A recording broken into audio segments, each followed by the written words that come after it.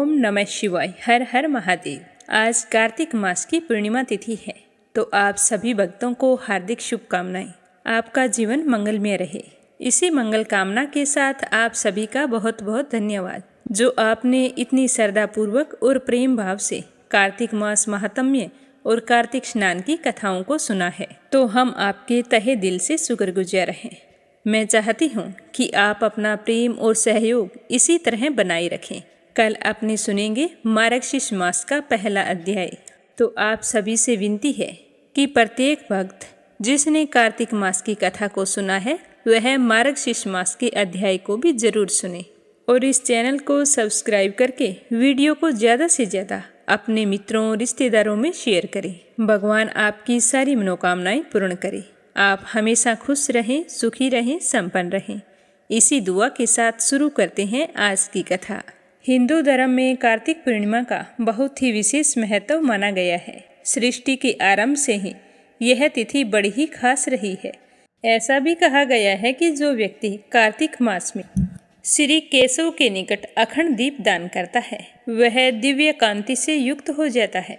जो लोग कार्तिक मास में श्री हरि के मंदिर में दूसरों के रखे हुए दीपों को प्रज्वलित करते हैं उन्हें नरक नहीं भोगना पड़ता। ऐसा भी कहा जाता है कि एक चूहे ने कार्तिक एकादशी में दूसरों के रखे दीपों को प्रज्वलित करके दुर्लभ मनुष्य जन्म का लाभ लिया था। समुद्र सहित पृथ्वी दान और बछड़ों सहित दूध वाली करोड़ों गायों के दान का फल विष्णु मंदिर के ऊपर शिखर दीप दान करने के 16वें अंश के 1 अंश के बराबर भी नहीं होता। शिखर या श्री हरि मंदिर में दीप दान करने से 7 कुलों का उद्धार होता है। जो व्यक्ति भक्ति सहित कार्तिक मास में केवल मात्र ज्योति दीप्ति विष्णु मंदिर के दर्शन करते हैं उनके कुल में कोई नारकी नहीं होता। देवगण भी विष्णु के ग्रह में दीप दान करने वाले मनुष्यों के संग की कामना करते हैं। कार्तिक पूर्णिमा के दिन जाने अनजाने जो कोई विष्णु मंदिर में दीप जलाता है उसे धन, यश और कीर्ति मिलती है। 7 कुलों का उद्धार होता है। इसीलिए अगर आप पूरे महीने दीपक ना जला सकें तो कार्तिक पूर्णिमा के दिन दीपक जरूर जलाने चाहिए। इस दिन दीप दान करना चाहें तो दीप दान के भी नियम होते हैं। दीप दान हमेशा किसी नदी, मंदिर, पीपल, चौराहा, किसी दुर्गम स्थान पर करना चाहिए। भगवान विष्णु को ध्यान में रखकर किसी स्थान पर दीपक जलाना ही दीप दान कहलाता है।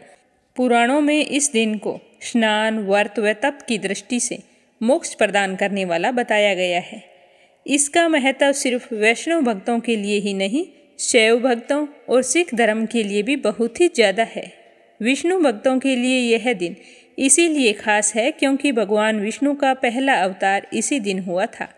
प्रथम अवतार में भगवान विष्णु मत्स्य यानी मछली के रूप में आए थे। भगवान को यह अवतार वेदों की रक्षा, प्रलय के अंत तक सप्त ऋषियों, अनाजों एवं राजा सत्यव्रत की रक्षा के लिए लेना पड़ा था, जिससे सृष्टि का निर्माण कार्य फिर से आसान हो गया था। और शिव भक्तों के अनुसार इस दिन भगवान भोलेनाथ ने त्रिपुरासुर नामक महाभयानक असुर का संहार किया था, जिससे वह त्रिपुरारी के रूप में पूजित हुए। इससे देवगण बहुत ही प्रसन्न हुए। भगवान विष्णु ने शिव जी को त्रिपुरारी का नाम दिया, जो शिव जी के अनेक नामों में से एक है। इसीलिए इस दिन को त्रिपुरी पूर्णिमा के नाम से भी जाना जाता है।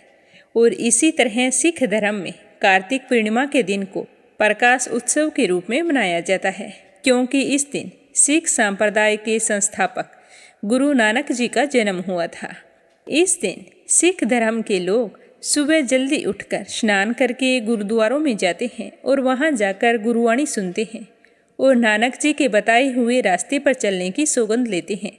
इसीलिए इसे गुरु पर्व के नाम से भी जाना जाता है। इस तरह यह दिन एक नहीं बल्कि कई वजहों से खास माना गया है। इस दिन गंगा स्नान, दीप दान और अन्य दानों के लिए भी बहुत ही महत्वपूर्ण होता है। इसे देव दीपावली के नाम से भी जाना जाता है। इस दिन क्षीर सागर का अनंत महत्व है। क्षीर सागर का दान 14 अंगुल के बर्तन में दूध भरकर उसमें सोने या चांदी की मछली छोड़कर किया जाता है। यह उत्सव दीपावली की भांति दीप जलाकर सायंकाल में मनाया जाता है। ऐसा माना जाता है कि इस दिन कृतिका में शिव शंकर के दर्शन करने से 7 जन्म तक व्यक्ति ज्ञानी और धनवान बना रहता है। इस दिन चंद्रमा जब आकाश में उदित हो रहा हो, उस समय शिवा, संभूति, संतति, प्रीति, अनसुया और क्षमा, इन 6 कृतिकाओं का पूजन करने से शिवजी भगवान प्रसन्न हो जाते हैं और अपने भक्तों को ढेरों आशीर्वाद देते हैं। आप सभी की मंगल कामना के साथ सुनते हैं कार्तिक मास का अंतिम अध्याय। उससे पहले एक छोटी सी कहानी गणेश जी भगवान की, फिर सुनेंगे कार्तिक स्नान की कथा और उसके बाद में कार्तिक मास का अंतिम अध्याय अपने सुनेंगे। मैंने आपको कार्तिक मास के सारे अध्याय सुना दिए हैं। एक बहन का सवाल था कि आपने अध्याय अभी तक 25 ही सुनाई हैं। कई बार 2 अध्याय एक साथ होते थे, तो हमने 34 अध्याय पूर्ण कर लिए हैं और आज सुनेंगे अंतिम और 35वां अध्याय। बोलो गणेश गजानन की जय हो। एक बार एक नगर में एक मालिन रहती थी। बीमारी के चलते उसके पति की मौत हो चुकी थी। उसके एक 4 साल का बेटा था। वह उसी के सहारे अपना जीवन यापन करती थी। उसकी सास बहुत ही कठोर हृदय वाली थी। हमेशा अपनी बहू को ताने मारती, कहती, कलंकनी, निर्भाग कहीं की मेरे बेटे को खा गई। वो चाहे कितना भी काम करे, अपनी सासू माँ की सेवा करे, पर उसकी सास के मुख से कभी भी उसके लिए एक प्यार का शब्द भी नहीं निकला। उसे दुखी देखकर उसकी सास को कभी भी दुख नहीं होता। वो कभी नहीं सोचती कि इस उम्र में पति को गंवाने के बाद बेचारी कितनी दुखी रहा करती होगी। इन सब बातों को नज़रअंदाज करते हुए वह हर समय अपनी बहू के साथ लड़ाई करती थी, जितनी हो सके तकलीफ देती थी। फिर भी उसकी बहू सामने बोलकर कुछ नहीं कहती, तो इतने से भी उसकी सास का मन नहीं भरा। एक दिन उसने अपने गुस्से के चलते अपने पोते और बहू को घर से निकाल दिया। दोनों माँ बेटे रोते रोते घर से चल पड़े। चलते चलते एक जंगल में पहुँच गए। वहाँ जाकर एक बड़े से पेड़ के नीचे बैठ गए। वहाँ से थोड़ी ही दूरी पर एक गणेश जी का मंदिर था। वहाँ पर बहुत सारे लोग गणेश जी के दर्शन करने आते, वहाँ प्रसाद चढ़ाते और फिर वहाँ मौजूद लोगों को बांट देते। तो वो माँ बेटे दोनों गणेश जी के मंदिर में गए। वहाँ जाकर उसकी माँ कहने लगी कि गणेश जी महाराज, मुझसे ऐसी क्या गलती हो गई जिसकी मुझे आप इतनी बड़ी सज़ा दे रहे हैं। पहले मुझसे मेरे पति को छीन लिया और अब मुझे घर से बेघर कर दिया। अब मैं मेरे बेटे के साथ कहाँ जाऊँ, क्या करूँ, कहाँ रहूँ? अब आप ही मुझे कोई रास्ता दिखाएं। आज आपके सिवा हमारे माँ बेटे का कोई नहीं है। फिर माँ बेटे दोनों मंदिर के आगे बैठ गए। जो लोग गणेश जी का प्रसाद वहाँ पर बांटते, उसी प्रसाद को खाकर माँ बेटे अपना गुजारा करने लगे। सुबह शाम दोनों माँ बेटे गणेश जी की पूजा पाठ करते। एक दिन बैठे बैठे गणेश जी की कृपा से उन दोनों के मन में आया कि क्यों ना हम जंगल से फूल लाकर बेचें। यहाँ पर रोजाना लोग आते हैं, अगर हम फूल माला बनाकर बेचेंगे तो यहाँ आने वाले लोग पूजा के लिए फूल जरूर खरीदेंगे।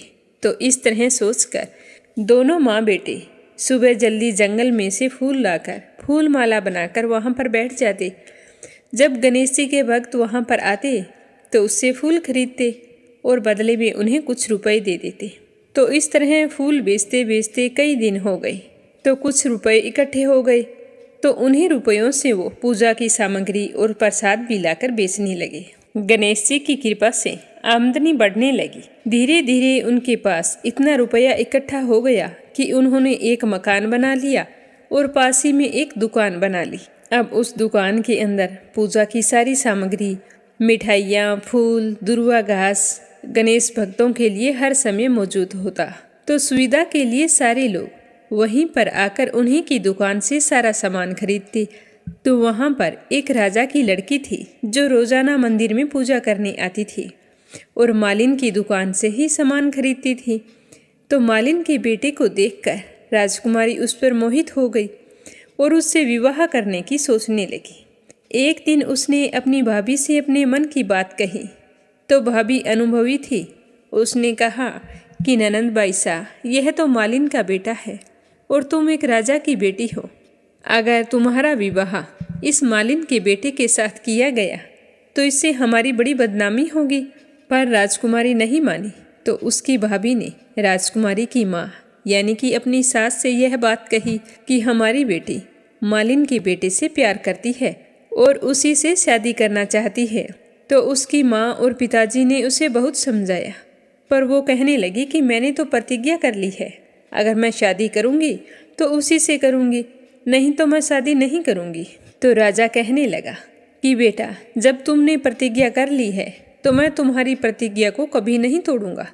तो राजा खुशी खुशी अपनी बेटी का विवाह करने के लिए तैयार हो गई और उन्होंने बड़े धूमधाम से अपनी बेटी का विवाह मालिन के बेटे के साथ कर दिया। मालिन ने सबसे पहले बेटे बहू को गणेश जी के मंदिर में ले जाकर पूजा पाठ करवाया और गणेश जी का आशीर्वाद दिलवाया।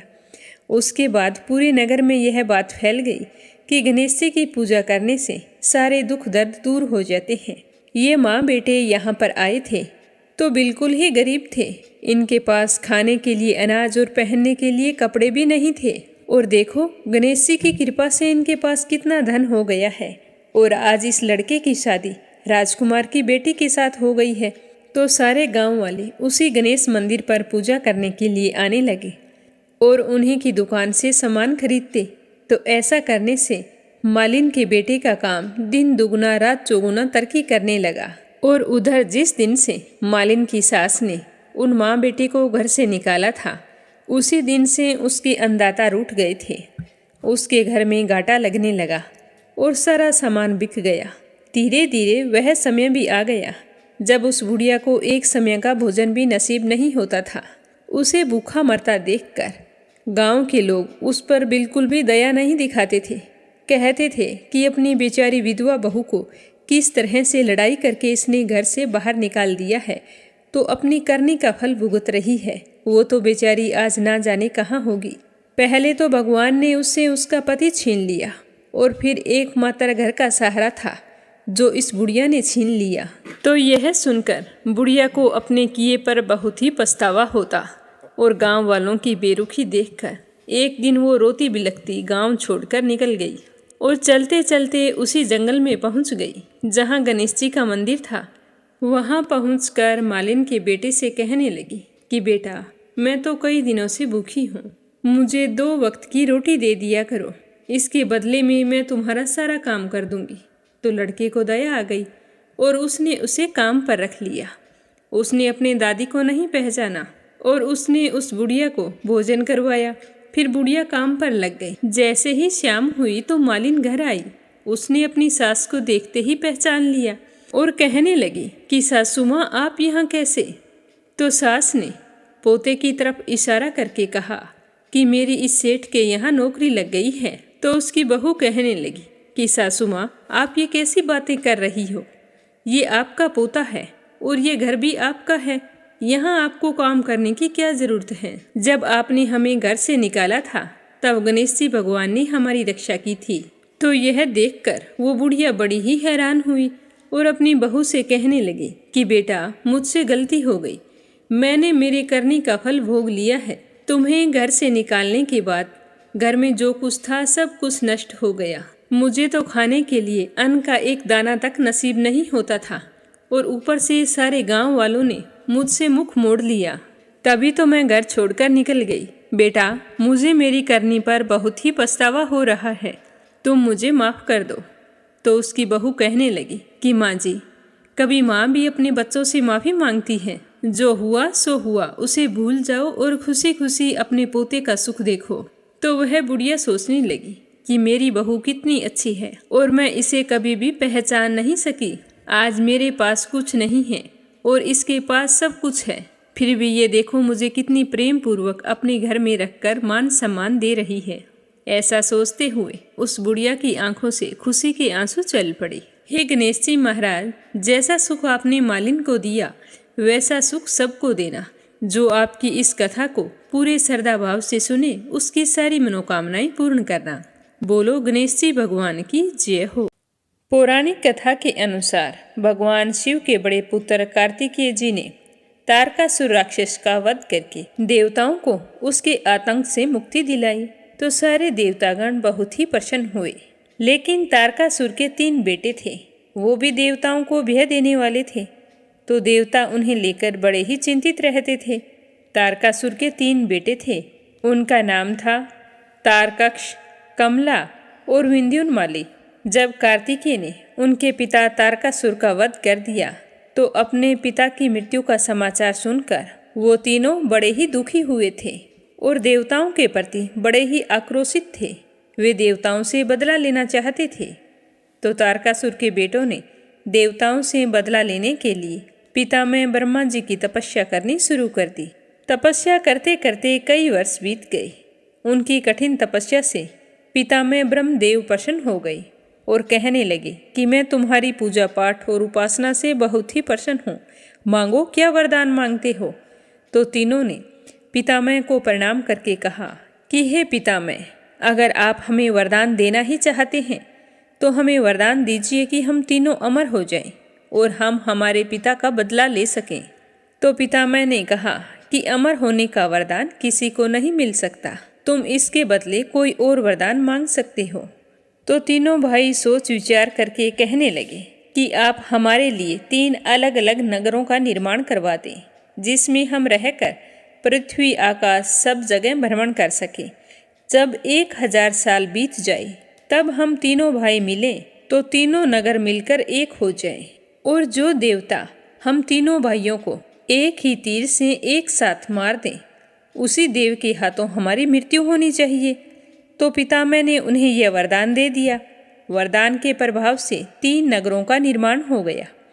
तारकक्ष के लिए सोने, कमला के लिए चांदी और विंध्योन्माली के लिए लोहे का नगर बना था। उन तीनों भाइयों ने उन तीनों लोकों पर अधिकार कर लिया। तो देवताओं के राजा इंद्र इन तीनों भाइयों से भयभीत होकर भगवान शिव की शरण में गए और मदद करने का निवेदन किया। तब भगवान शिव ने एक दिव्य रथ का निर्माण किया, जिसमें चंद्रमा और सूर्य उस रथ के पहिए बने। इंद्र, यम, कुबेर और वरुण उस रथ के घोड़े बने। हिमालय धनुष और शेषनाग प्रत्यंचा बने। भगवान शिव बाण बने और अग्निदेव उसकी नोक बने। ऐसे दिव्य रथ पर सवार होकर भगवान शिव उन तीनों राक्षस भाइयों से लड़ने के लिए पहुंच गए। भगवान शिव और उन तीनों राक्षसों के बीच में भीषण युद्ध शुरू हो गया।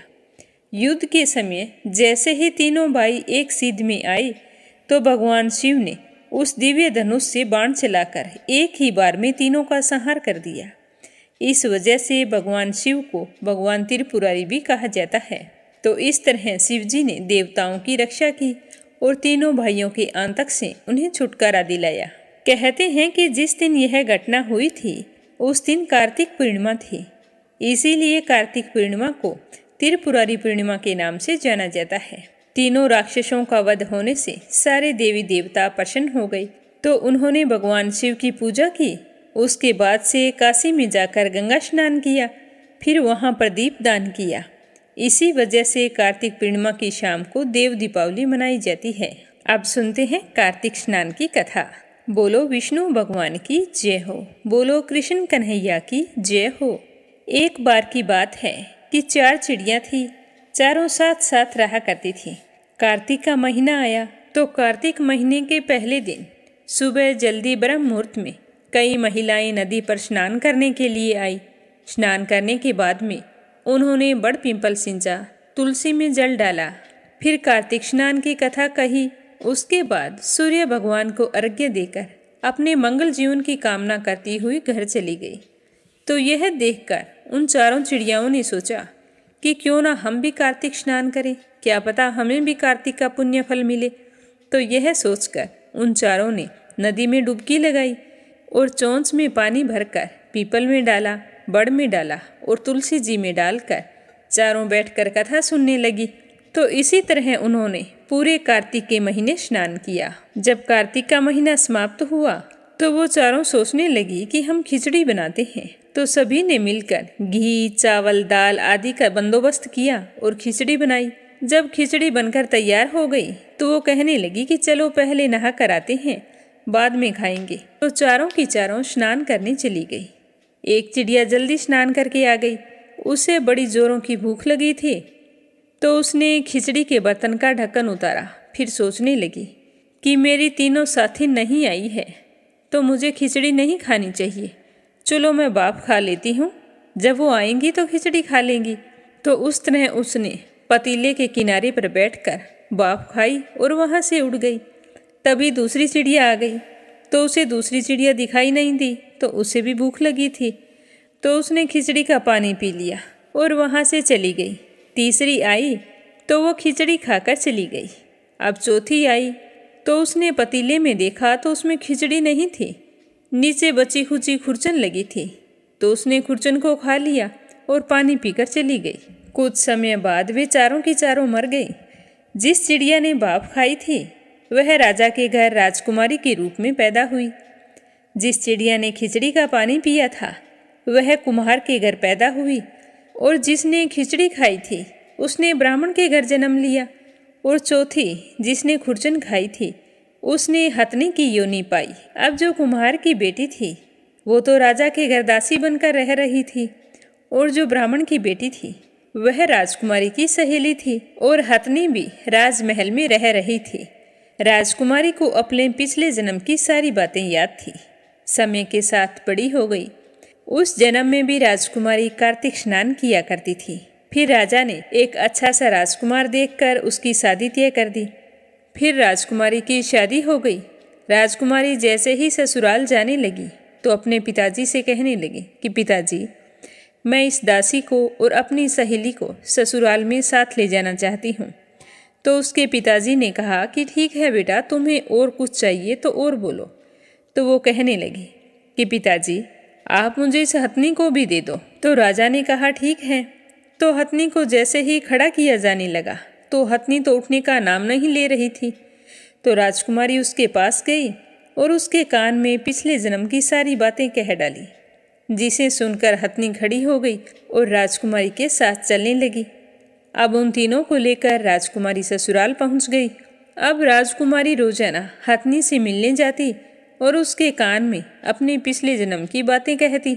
एक दिन राजकुमार ने यह देखा कि उसकी पत्नी एक बार जरूर हथनी के पास जाती है और उसके कान में पता नहीं क्या कहती है।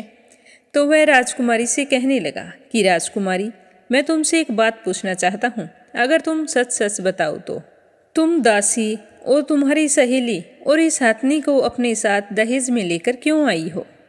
तो वो कहने लगी कि ये तो मुझे अच्छे लगते हैं, हमेशा से मैं इनके साथ रही हूँ, तभी लेकर आई हूँ। तो राजकुमार कहने लगा कि नहीं, तुम झूठ बोल रही हो। मैंने तुमसे पहले ही कहा था कि मुझे सब कुछ सही सही बताना, क्योंकि तुम रोजाना हथनी के पास जाती हो और उसके कान में जरूर कुछ कहती हो।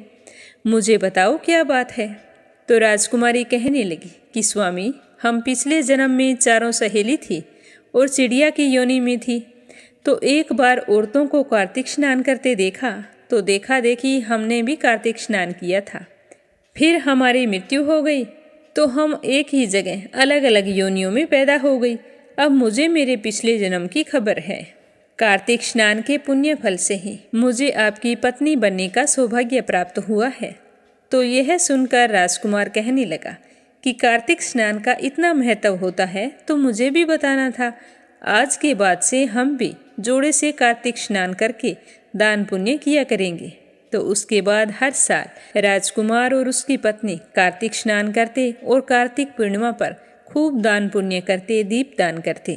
तो वे कार्तिक देवता की कृपा से अपने जीवन के समस्त सुखों का भोग करते हुए अंत में बैकुंठ धाम को गए। बोलो कार्तिक देवता की जय हो। तो अब अपने सुनेंगे पोपम बाई की कहानी। किसी गांव में एक भाई बहन रहा करते थे। भाई की शादी हो गई, लेकिन उसकी बहन की शादी नहीं हुई थी। बहन का नाम पोपम बाई था। पोपम बाई भगवान की परम भगत थी। वह हमेशा पूजा पाठ में लगी रहती थी।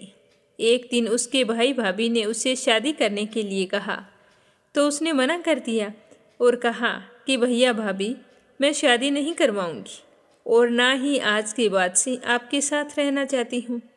आप ऐसा करो, मेरे लिए गांव से बाहर एक झोंपड़ी बनवा दो, मैं उसी में रहकर अपना जीवन व्यतीत कर लूँगी। तो उसका भैया कहने लगा कि बहन, मैं तुम्हें गांव से बाहर अकेली को कैसे छोड़ सकता हूँ।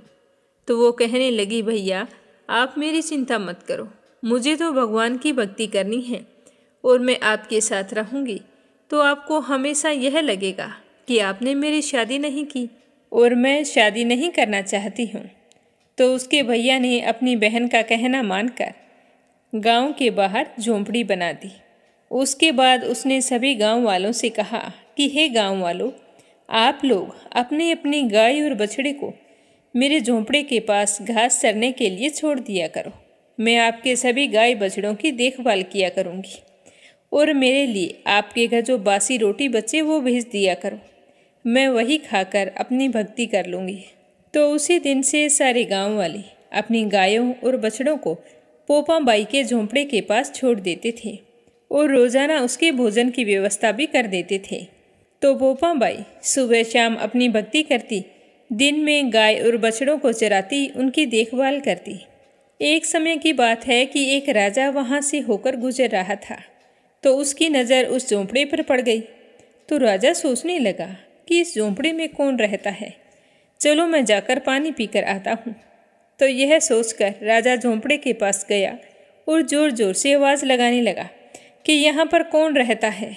तो अंदर से कोई आवाज़ नहीं आई। तो राजा ने फिर ज़ोर से आवाज़ लगाई, फिर भी सामने से कोई आवाज़ नहीं आई। तो राजा दरवाजे को खटखटाने लगा। दरवाज़ा खटखटाने की आवाज़ सुनकर पोपा बाई ने अंदर से ही कहा कि कौन है, बार बार दरवाज़ा क्यों खटखटा रहे हो, क्या काम है तुम्हें? तो राजा ने उत्तर दिया कि मैं इस देश का राजा हूँ, तुम कौन हो और यहाँ पर अकेली क्या कर रही हो? तो उसने कहा कि मेरा नाम पोपा बाई है और मैं भगवान की भक्ति करती हूँ। मेरा नियम है कि मैं किसी भी पुरुष का मुंह नहीं देखती हूँ। तो राजा बोले कि मैं तो इस देश का राजा हूँ और यहाँ पर मेरा ही हुक्म चलता है। मैं तो आपके साथ विवाह करना चाहता हूँ, आप मेरे सामने आओ। तो पोपा बाई ने कहा कि तुम अपने महल को लौट जाओ, मैं शादी नहीं करना चाहती। लेकिन राजा ने पोपा बाई की बात की ओर ध्यान नहीं दिया और दरवाजे को तोड़कर अंदर चले गई और पोपा बाई को बलपूर्वक उठाकर अपने घोड़े पर बैठाया और महल की ओर चल पड़े। तो पोपा बाई ने राजा को श्राप दिया कि हे राजा, तेरा राजपाट सब नष्ट हो जाए। पर राजा ने उसकी बात की ओर ध्यान नहीं दिया। जैसे ही राजा महल में पहुंचे तो अपनी रानियों को पोपा बाई के बारे में बताया। तो पूरी बात सुनकर रानियों ने राजा से अनुरोध किया कि राजन, आप पोपा बाई को सही सलामत उनकी झोंपड़ी में छोड़ आए। आपने उसे यहाँ लाकर अच्छा नहीं किया। उसके श्राप से हमारा सब कुछ नष्ट हो जाएगा। भलाई इसी में है कि अभी के अभी आप उन्हें झोंपड़ी पर छोड़ आओ। तो राजा ने जाकर पोपा बाई से कहा कि तुम चलो मेरे साथ, मैं तुम्हें तुम्हारे झोंपड़े पर छोड़ आता हूँ। तो ऐसा कहकर पोपा बाई को घोड़े पर बैठाया और उसकी झोंपड़े की ओर चल पड़े। चलते चलते रास्ते में पाप की नदी आई और राजा उसमें डूब गया। पोपा बाई की भी उसी समय मृत्यु हो गई। मृत्यु के बाद पोपा बाई धर्मराज के दरबार में पहुंची तो धर्मराज ने उसे स्वर्ग का राज दे दिया। उसी समय गांव के किसी सेठ सेठानी की मृत्यु हुई थी, तो वे दोनों मृत्यु लोक से स्वर्ग लोक को आए, लेकिन स्वर्ग का दरवाज़ा बंद पड़ा था। तो उन दोनों ने धर्मराज जी से द्वार खोलने के लिए विनती की। तो धर्मराज ने कहा कि इस द्वार पर तो पोपा बाई का राज है। तो सेठ सेठानी ने कहा कि हम तो पोपा बाई को जानते ही नहीं कि पोपा बाई कौन है और वो यहाँ पर राज कैसे करती है। तो उनकी बात सुनकर धर्मराज जी ने कहा कि मैं तुम दोनों को 7 दिन के लिए मृत्यु लोक में भेजता हूँ। वहाँ जाकर तुम 8 खोपरा राई से भरकर 5 कपड़ा ऊपर रखकर कहानी सुनना और फिर उसका उद्यापन करना और इस प्रकार कहना कि राज है पोपा बाई का, लेखा लेगी राई राई का। कहा जाता है कि उसी दिन से पोपा बाई की कहानी कही और सुनी जाती है। अब अपने सुनते हैं धर्मराज जी की कहानी। एक नगर में 2 सेठानियाँ रहती थी। एक के घर में बहुत सारा धन था, पर वो बहुत ही कंजूस थी। दूसरी के पास धन थोड़ा कम था, पर मन से वह बहुत ही अमीर थी। वह रोजाना सुबह जल्दी उठती, गंगा स्नान करती, तुलसी माता बड़ पिंपल सींचती, भगवान के मंदिर जाकर भगवान की पूजा करती, धर्मराज सूरज भगवान की कहानी सुनती, भगवान के भोग लगाकर ब्राह्मण को जिमाती, गाय व कुत्ते के लिए ग्रास निकालती। जब दूसरी सेठानी इस धर्मात्मा को देखती तो हंस कर कहने लगती कि तुम पता नहीं दिन भर क्या करती रहती हो। तो वो कहती, बहन पूजा पाठ करना हर औरत का धर्म होता है। मैं तो कहती हूँ कि तुम भी सुबह जल्दी उठकर स्नान करके पूजा पाठ किया करो। तो दूसरी सेठानी कहती कि पूजा पाठ तो तुम भी खूब करती हो, पर इसके बदले तुम्हें क्या मिला? कभी अपने आप को देखा है? सूख कर कांटा हो गई हो और मैं कुछ नहीं करती हूँ। देखो मैं कैसी हट्टी कटी हूँ। मैं तो कहती हूँ पूजा पाठ में कुछ भी नहीं पड़ा। मेरे पास तो खूब सारा धन है और तुम्हारे पास कुछ भी तो नहीं है। तो धर्मात्मा सेठानी कुछ नहीं बोली और अपनी पूजा पाठ नियम से करती रही। ऐसा करते करते समय बीतता गया। समय के साथ दोनों बूढ़ी हो चली थी। फिर एक दिन भगवान के घर से बुलावा आ गया तो यमराज के दूत उन्हें लेने के लिए आए।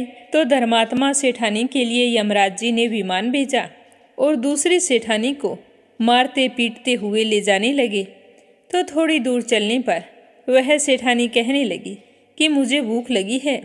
तो दूत कहने लगे कि किसी को कुछ दिया होगा तो ही मिलेगा। फिर बोली कि प्यास लगी है। तो दूत बोले कि अपने जीवन में कभी किसी प्यासे को पानी पिलाया था? तो यह सुनकर वो चुप हो गई। फिर रास्ते में चलते चलते उसे कांटे चुभने लगे, गर्मी सताने लगी, पर दूत तो उसे घसीटते हुए लेकर जा रहे थे। तो अब सेठानी बहुत ही पछता रही थी। सोच रही थी कि मेरे पास सब कुछ था, फिर भी मैंने कोई भी चीज़ का दान नहीं किया। अब सब कुछ पीछे छूट गया है, मुझे क्या मिला? अगर समय रहते मैं भी दान धर्म कर लेती तो आज मुझे कितना काम आता। और दूसरी ओर धर्मात्मा बुढ़िया को भगवान के पास सिंहासन मिला और वह उस पर बैठ गई। नास्तिक सेठानी को ले जाकर तपते हुए कुंड में डाल दिया।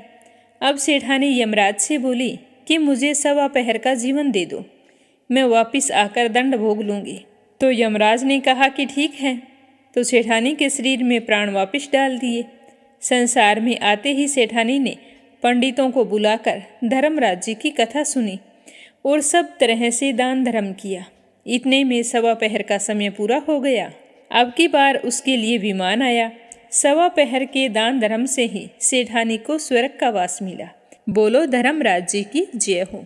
हर मनुष्य को अपनी कमाई का कुछ हिस्सा दान पुण्य में लगाना चाहिए और दान करते समय कभी भी मन में अभिमान नहीं लाना चाहिए, क्योंकि यह सब कुछ भगवान ने दिया है, तो हमें अभिमान किस चीज़ का, यह सोचकर खुश होना चाहिए कि भगवान ने हमें दान धर्म के लिए चुना है।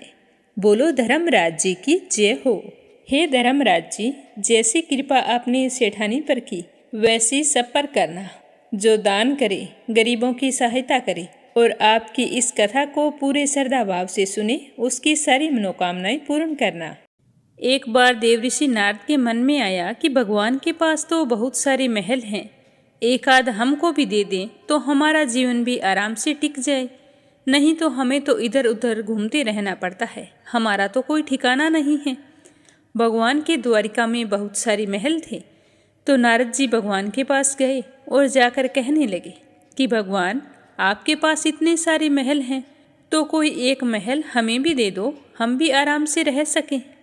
आपके यहाँ खाने पीने का इंतजाम अच्छा रहता है। तो नारद जी की बात सुनकर भगवान मन ही मन सोचने लगे कि यह मेरा भक्त है, विरक्त सन्यासी है। अगर कहीं राजसी ठाट में रहने लग गया तो थोड़े ही दिन में इसकी सारी विरक्ति भक्ति निकल जाएगी।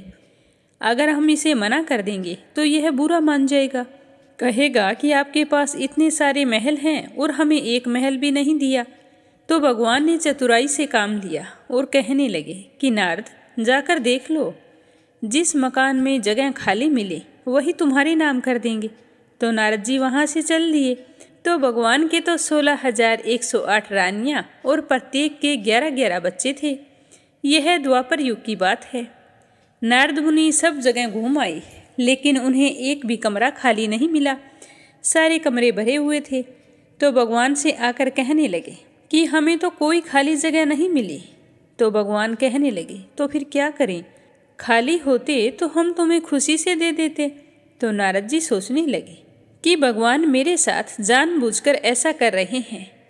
अगर देने का मन होता तो मेरे लिए किसी भी तरह प्रबंध कर देते। लगता है ये मेरे साथ धोखा कर रहे हैं। तो कोई बात नहीं, मैं इन्हें इस बात का जवाब जरूर दूंगा। नारद जी रुक्मिणी के पास पहुंच गए रुक्मिणी जी ने नारद जी की आवभगत की, खूब आदर सत्कार किया। उन दिनों भगवान सत्यभामा जी के यहाँ रहते थे। तो नारद जी रुक्मिणी को दान की कथा सुनाने लगे। सुनाने वाले स्वयं नारद जी थे। दान का महत्व बताने लगे कि जिस चीज़ का दान करते हैं वही चीज़ हमें आगे मिलती है। इस तरह कहते कहते नारद जी ने दान करने की बात रुक्मिणी के दिमाग में अच्छी तरह से बैठा दी। अब नारद जी ने देखा कि यह बात रुक्मिणी को अच्छी तरह से जंच गई है।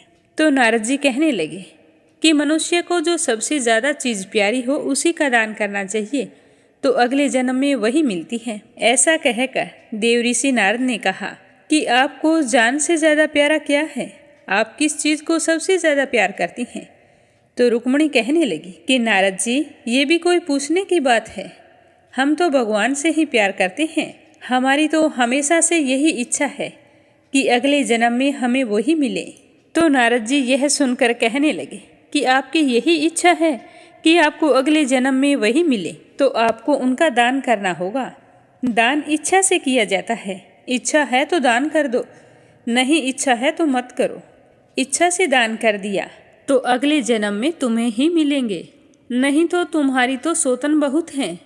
अगर तुम में से किसी ने पहले दान कर दिया तो वो उनको मिल जाएंगे, फिर तुम्हें कुछ नहीं मिलेगा। तो इतना सुनते ही रुक्मिणी ने कहा कि मुझसे पहले दान कोई नहीं कर सकता। दान तो पहले मैं ही करूँगी, क्योंकि मैं भगवान से सबसे ज़्यादा प्यार करती हूँ और अगले जन्म में उन्हें ही पाना चाहती हूँ। तो नारद जी यह देखकर बहुत ही खुश हुए और रुक्मिणी से दान का संकल्प करा लिया।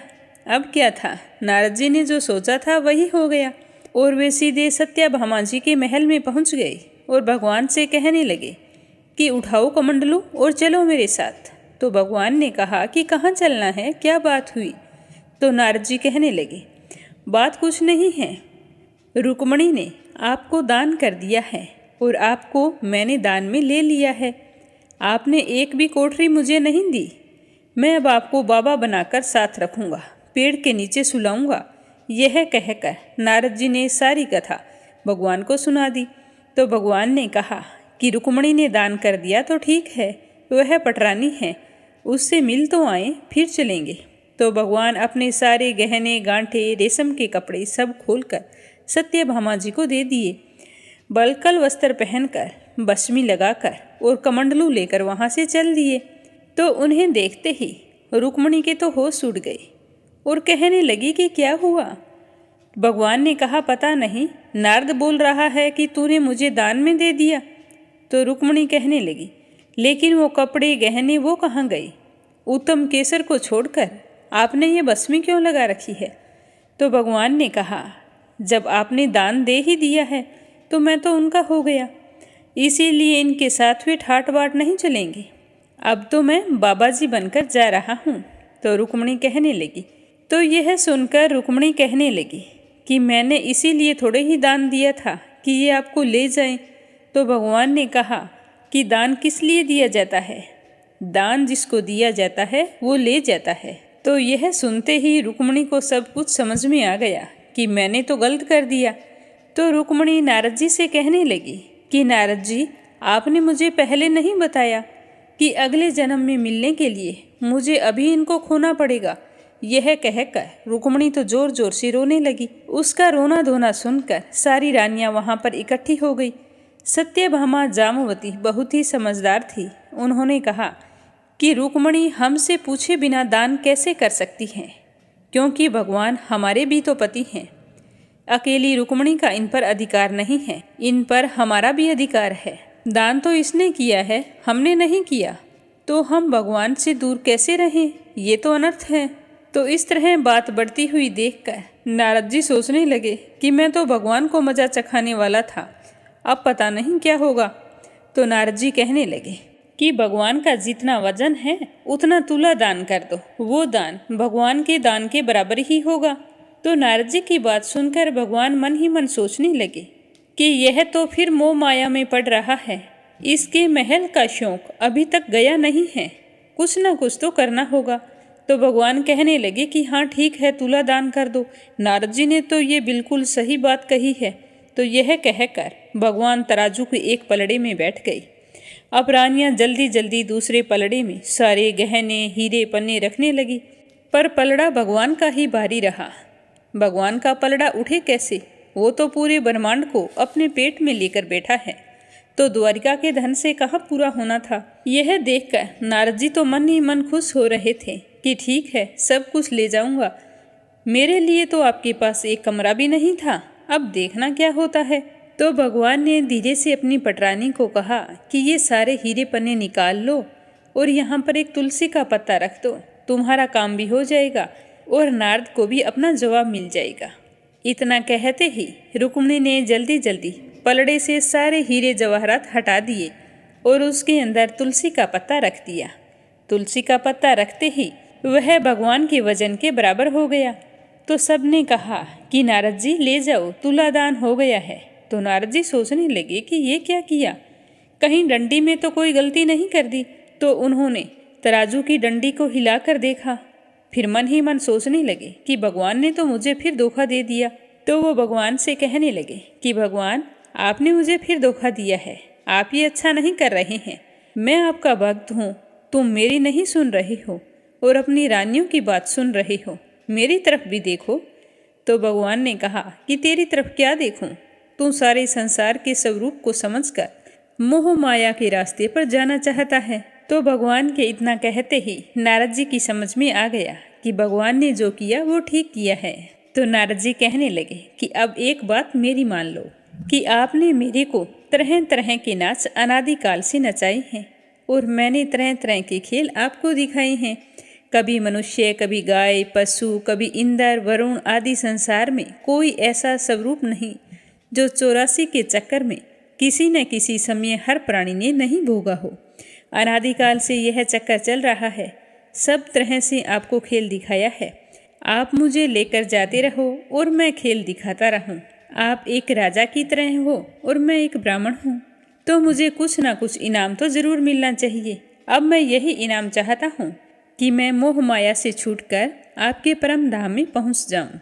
तो इतना सुनते ही भगवान बड़े ही प्रसन्न होकर तराजू से उठे और नारद जी को गले से लगा लिया और कहने लगे कि मुक्ति पर तो तेरा हक है, तुम्हारी मुक्ति निश्चित है। बोलो कृष्ण कन्हैया की जय हो। अब अपने सुनते हैं धरती माता की कहानी। मान्यता के अनुसार हर व्यक्ति को अपने जीवन में धरती माता की कहानी अवश्य सुननी चाहिए। माना जाता है कि मनुष्य ने चाहे कितने भी व्रत, उपवास, पूजा पाठ की हो, लेकिन धरती माता की कहानी सुनकर उसका उद्धापन ना किया हो तो आपको मरने के बाद जमीन नहीं मिलती। इसीलिए जरूरी है कि कार्तिक मास में या फिर वैशाख के महीने हमें धरती माता की कथा अवश्य सुननी चाहिए, फिर विधि विधान से इसका उद्धापन करना चाहिए। तो आइए सुनते हैं धरती माता की कहानी। प्रेम से बोलो धरती माता की जय हो। एक समय की बात है, एक बूढ़ी महिला रहती थी। उसके धर्म कर्म में खूब रुचि थी, हमेशा दूसरों की सेवा के लिए तैयार रहती थी। सुबह जल्दी उठना, बाड़, पीपल, तुलसी आदि में जल डालना, विष्णु जी, कान्हा जी की पूजा करना, यह उसके रोज के नियमों में शामिल था। इतना सब कुछ करने के बाद ही दूसरा काम किया करती थी। उसने अपने जीवन में इतना दान किया कि उसका सारा घर खाली हो गया। यहाँ तक कि उसने आवश्यक वस्तुएं भी दान में दे दी। फिर इसी तरह एक दिन उसके अत्यधिक धर्म पुण्य करने के कारण धर्मराज जी का सिंहासन हिलने लगा। तो धर्मराज जी कहने लगे कि ऐसा दानी कौन हो गया है जिसके धर्म पुण्य के कारण मेरा सिंहासन हिल रहा है। फिर धर्मराज जी कहने लगे कि अगर यह दानी इसी तरह दान पुण्य करता रहेगा तो एक दिन जरूर मेरा सिंहासन छीन लेगा। फिर अपने दूत से कहने लगे कि तुम जाओ, जल्दी से इस दानी का पता लगाओ। फिर धर्मराज जी ने इस कार्य के लिए यमराज को भेज दिया। यमराज ने दानी का पता लगाने के लिए धरती पर आकर एक कोढ़ी मनुष्य का रूप धारण किया और फिर वह कोढ़ी रूप धारण करके उसी गांव में आ गया जहां पर वो बुढ़िया रहती थी। वह कोढ़ी सारे दिन गांव में कपड़ा मांगते हुए घूमता रहा, लेकिन किसी ने भी उसे तन ढकने के लिए कपड़ा नहीं दिया। सर्दियों का समय था और बहुत तेज ठंडी हवा चल रही थी। वह आदमी फटे पुराने वेश में घूमते हुए सभी के घरों के आगे आवाज लगाता रहा कि कोई मुझे कपड़ा दे दो, कोई मुझे कपड़ा दे दो। तन ढकने के लिए मेरे पास कुछ नहीं है और इतनी भयंकर ठंड में मेरी जान निकल जाएगी। कोई तो होगा जो मुझ पर दया करे, पर किसी ने उसकी इस बात की परवाह नहीं की। सारा दिन यमराज कोड़ी का रूप धारण किए घूमते रहे, पर किसी ने भी कपड़ा नहीं दिया। रात होने को आई, तभी वह उस बुढ़िया के घर के आगे से गुजर रहा था, तो उसने आवाज़ लगाई कि कोई मुझे तन ढकने के लिए कपड़ा दे दो। तो उसकी यह आवाज़ बुढ़िया के कानों में पड़ी, तो वह अपनी बहू से कहने लगी कि बहू उठो, जाकर देखो कि बाहर कौन है। मुझे यह किसी मंगते भिखारी की आवाज़ लगती है। बेचारे को सर्दी लग रही होगी, तुम बाहर जाओ और देखो, उसे पूछो कि उसे क्या चाहिए। तो बहू अपनी सास की बात सुनकर कहने लगी कि माँ जी, अपने द्वार पर तो कोई ना कोई आता जाता ही रहता है मांगने के लिए। ना आप दिन में चैन लेती हैं और ना ही रात में सोने देती हैं। आपको पता है आधी रात हो चुकी है, इसीलिए तुम भी सो जाओ और मुझे भी सोने दो। तो इस तरह बुढ़िया ने अपनी तीनों बहुओं को कहा, पर उन्होंने बाहर जाने के लिए इनकार कर दिया। फिर बुढ़िया ने अपने चौथे नंबर की बहू को आवाज़ लगाई कि बेटा बाहर जाकर देखो कि कौन है। तो सबसे छोटी बहू कहने लगी कि माँ जी, आप निश्चिंत रहें, मैं जाकर पता लगाती हूँ कि बाहर कौन आया है। फिर बहू बाहर आकर देखती है कि बाहर एक कोढ़ी आदमी बैठा है। तो बहू उस कोढ़ी आदमी से पूछती है कि बाबा, आपको क्या चाहिए।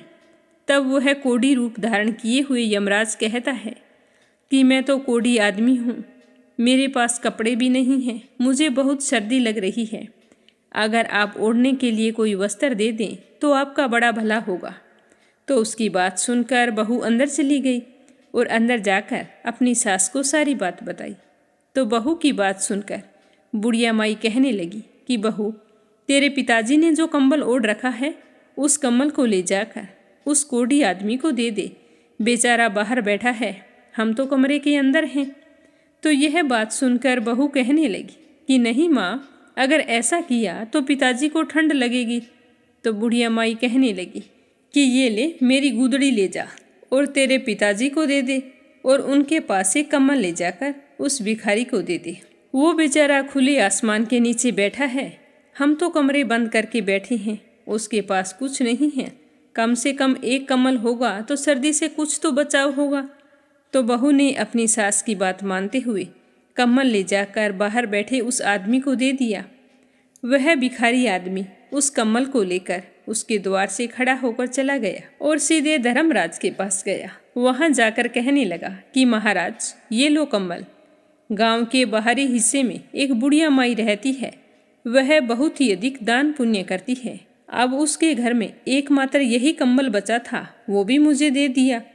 उसने नई और पुरानी सभी चीज़ों का दान कर दिया है। उसके घर में दान के लिए अब कुछ भी नहीं बचा है। तो यमराज की बात सुनकर धर्मराज जी कहने लगे कि अब तो वो बुढ़िया मेरा सिंहासन लेकर रहेगी। फिर धर्मराज जी दूत से कहने लगे कि तुम जाओ और उस बुढ़िया माई को यहाँ लेकर आओ। तो वह दूत धर्मराज जी की आज्ञा का पालन करते हुए उस बुढ़िया माई को लेने के लिए धरती पर आए और उसे साथ लेकर चले गए। बुढ़िया माई ने वहाँ पहुँचकर जैसे ही पहला कदम उठाया तो रखने के लिए नीचे पानी था, उसे पैर रखने के लिए धरती नहीं मिली। तो यह देखकर बुढ़िया माई हैरान हो गई और जहाँ बुढ़िया माई खड़ी थी वहीं रह गई। फिर मन में विचार करती हुई भगवान से कहने लगी कि हे भगवान, ये क्या है, अब मेरा क्या होगा। मेरे पैरों के नीचे तो धरती नहीं है, मुझे धरती चाहिए। तब भगवान कहने लगे कि बुढ़िया माई, तूने धरती मोल नहीं ली, अब मैं तुम्हें धरती कहाँ से ला कर दूँ। तो यह बात सुनकर बुढ़िया माई गुस्से में होकर कहने लगी कि जब मुझे खड़ी रहने के लिए और चलने के लिए धरती ही नहीं मिलेगी तो आप मुझे यहाँ लेकर क्यों आई हैं। तो धर्मराज जी कहने लगे कि धरती तो जो मोल लेता है उसी को यहाँ पर धरती मिलती है। फिर बुढ़िया माई विनम्र भाव से कहने लगी कि महाराज, मैं यह सब कुछ नहीं जानती, धरती मोल किस प्रकार लेते हैं, मुझे यह सब कुछ आप बताइए। मैं बिना धरती के यहाँ पर कैसे रहूँगी। यहाँ स्वर्ग लोक में मेरा क्या काम है। मुझे अब धरती मोल लेने की सारी विधि बताओ और मृत्यु लोक में कुछ समय के लिए वापस भेज दो। फिर मैं धरती मोल लेकर ही आपके दूतों के साथ वापस आऊँगी। यदि मेरे बेटे बहू ने मेरी काया को जला दिया तो फिर मेरे लिए धरती मोल कौन लेगा? कौन धरती माँ की कहानी सुनेगा? फिर तो मैं धरती नहीं ले सकूंगी और ना ही स्वर्ग का आनंद उठा पाऊंगी। तो बुढ़िया माई की बात सुनकर धर्मराज जी मन ही मन विचार करते हुए कहने लगे कि बुढ़िया माई ठीक है, तू जा। फिर यह कहकर धर्मराज जी ने अपने दूतों को बुढ़िया माई के साथ धरती पर भेज दिया। उधर बुढ़िया माई रात में ही मर गई थी और जब सुबह हुई तो बेटे बहू उसके अंतिम संस्कार की तैयारी कर रहे थे। जब संस्कार की तैयारी हो गई तो उसके बेटे अर्थी को उठाकर जाने लगे। अर्थी लेकर आधे रास्ते पहुँचे थे कि बुढ़िया माई कहने लगी कि बेटा, तुम मुझे कहाँ लेकर जा रहे हो? तब उसका बड़ा बेटा कहने लगा कि माँ, इतनी जल्दी भूतनी कैसे बन गई? तब बुढ़िया माई कहने लगी, नहीं बेटा, मैं भूतनी नहीं हूँ, मैं तो तेरी माँ हूँ। मैं 7 दिन के लिए धरती पर आई हूँ और 8वें दिन यहाँ से वापस चली जाऊंगी। मुझे तो धर्मराज जी ने यहाँ पर भेजा है। तो उसके बेटे कहने लगे कि माँ, तुम्हें वापस आना था तो तुम गई क्यों? तो वो कहने लगी कि बेटा, क्या करूँ, मैंने अपने जीवन में धर्म पुण्य तो बहुत किए थे, लेकिन धरती माता की ना तो कभी कहानी सुनी और ना ही धरती मोल ली। इसीलिए मुझे वहाँ पर धरती नहीं मिली है। जहाँ भी मैं पैर रखती हूँ वहाँ पानी ही पानी हो जाता है। मेरे प्रार्थना करने पर धर्मराज जी ने मुझे यहाँ पर धरती माता की कहानी सुनने के लिए भेजा है। 7 दिन कहानी सुनूंगी, फिर उसका उद्यापन करके वापस चली जाऊंगी। तो यह सुनकर उसके बेटे अपनी माँ को घर ले आए। तो घर आकर बुढ़िया माई अपने बेटे से कहने लगी कि बेटा, ब्राह्मण को बुलाकर आज से 7 दिन तक मुझे धरती माता की कहानी सुनानी शुरू करो। 7 दिन मैं कहानी सुनूंगी, उसके बाद उसका उद्यापन करके 8वें दिन मैं वापस चली जाऊंगी, फिर दोबारा लौटकर कभी नहीं आऊंगी। तो बुढ़िया माई की बात सुनकर उसके सारे बेटे असमंजस में पड़ गए और सोचने लगे कि क्या करें। तभी एक बुजुर्ग पंडित वहाँ पर आया और कहने लगा कि बेटा, तुम्हारी माँ भगवान के दरबार में जाकर आई है और फिर से अपनी काया में आ गई, तो यह सच कह रही है। भगवान ने ही इसको यहाँ भेजा है। यह अपने जीवन में बहुत ही धर्मपरायण थी। अब जैसा तुम्हारी माँ कहती है वैसा ही करो। इन्हें 7 दिन तक धरती माता की कहानी सुनवाओ और फिर उसका उद्यापन कर देना। तो पंडित की बात सुनकर उसके बेटे तो मान गए, पर बुढ़िया के घर में लोगों की भीड़ लगी हुई थी, क्योंकि उस दिन उसका संस्कार होना था। सारी औरतें वहाँ पर भजन गा रही थी, बहुएं भी वहाँ पर बैठी थी। बुढ़िया माई को जिंदा देखकर बहुएं कहने लगी कि ये अम्मा नहीं मरेगी, ये तो हमें मारकर फिर मरेगी। सारे घर में झाड़ू लगा दी है, सुई तक भी घर में छोड़ी नहीं। घर में भोजन बनना तो दूर है, एक चुटकी नमक तक नहीं मिलता, और ये अब फिर से आ गई है। तो बहू की बात सुनकर बुढ़िया माई कहने लगी कि बेटा, मैं किसी को मारने के लिए नहीं आई हूँ। मुझे तो तुम ब्राह्मण को बुलाकर धरती माता की कहानी सुना दो। 7 दिन में ये कहानी सुनूंगी, फिर मुझे आगे धरती मिल जाएगी तो मैं यहाँ से चली जाऊंगी, फिर लौट कर यहाँ कभी नहीं आऊंगी।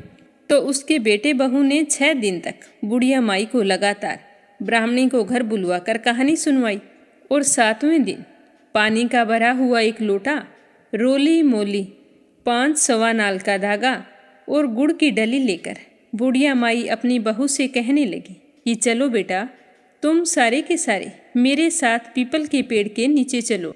हम सारे वहाँ पर बैठकर धरती माता की कहानी सुनेंगे। आज मेरे इस व्रत का उद्यापन है। मैं चाहती हूँ कि तुम सारे चलो, तुम भी इस कथा को सुनना, जिससे तुम्हें यह पीड़ा दुख ना दे। और फिर बुढ़िया माई अपनी सभी बहुओं और ब्राह्मणी को लेकर पीपल के पेड़ के नीचे पहुँच गई।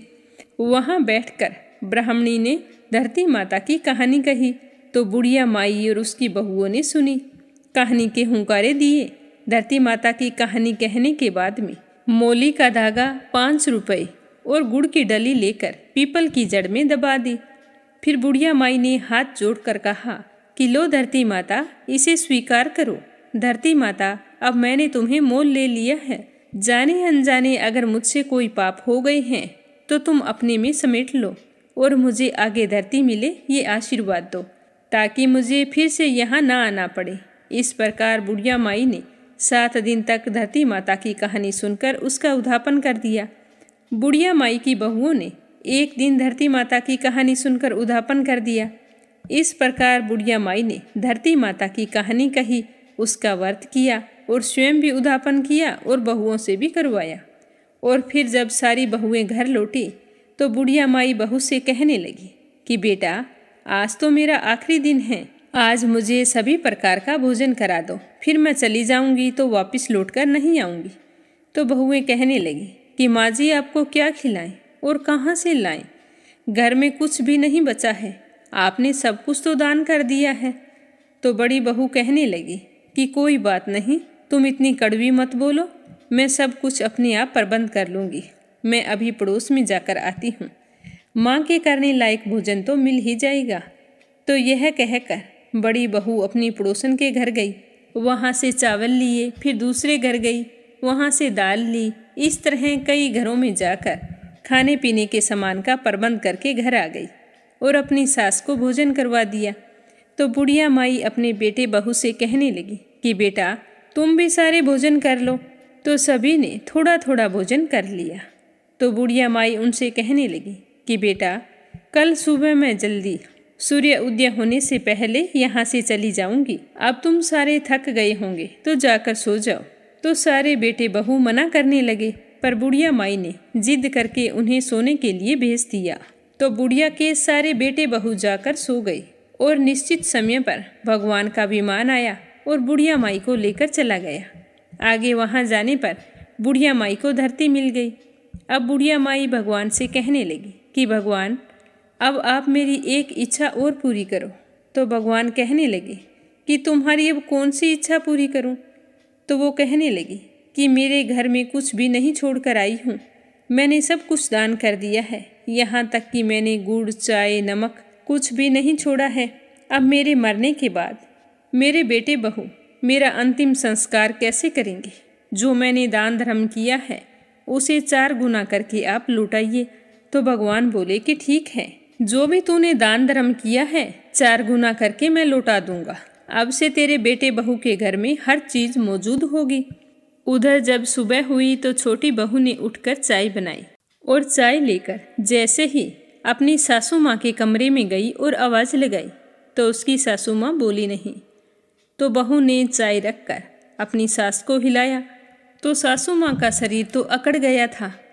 तो वह अपनी जेठानी के पास आई और कहने लगी कि सासू माँ तो अकड़ के सो गई है, कुछ भी नहीं बोल रही, तुम जाओ, तुम ही संभालो। तो उसकी जेठानी बोली कि आज सासू माँ के 7 दिन पूरे हो गए हैं, आज 8वां दिन है, तो सासू माँ को तो जाना ही था। तो वह अपने पति के पास गई और कहने लगी कि माँ जी तो सच में भगवान के घर चली गई हैं। तो उसके सारे बेटे दौड़कर अपनी माँ के पास आए और फिर आंगन में लाकर सुला दिया। तो छोटी बहू कहने लगी कि मैंने सदा आपकी सुनी है और आपकी हर बात मानी है, आज आप मेरी बात सुनो। तो सारे कहने लगे कि बोलो क्या बात है। तो छोटी बहू कहने लगी कि इस लोटे में जल है, इसी पानी से छींटे देकर सासू माँ को ले जाओ।